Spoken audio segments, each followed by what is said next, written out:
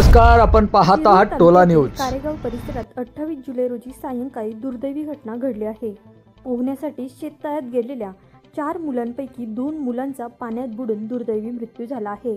या दुर्घटनेमुळे परिसरात हळहळ व्यक्त करण्यात येत आहे।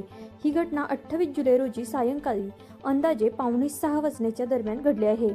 कोरेगाव येथील बाबूसर शिवारातील शेततळ्यात पोहण्यासाठी गेलेल्या चौघांपैकी अनमोल उर्फ बाबू प्रवीण पवार वय वर्ष 13 आणि कृष्णा उमाजी राखे वय वर्ष 8 हे पाण्यात बुडाले असून अन्य 2 मुले आदेश प्रवीण पवार वय वर्ष 14 आणि स्वराज गौतम शिरसाट वय वर्ष 13 यांना सुखरूप बाहेर काढण्यात आले आहे।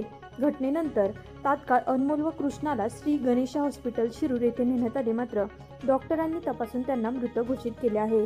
पुढील वैद्यकीय तपासासाठी मृतदेह शिरूर ग्रामीण रुग्णालयात पाठवण्यात आले असून या प्रकरणी रांजणगाव पोलीस ठाण्यात अपघाती मृत्यूची नोंद करण्यात आली आहे। याबाबतची माहिती पोलिसांनी दिनांक 29 जुलै रोजी सकाळी 11:30 वाजण्याच्या सुमारास दिली आहे।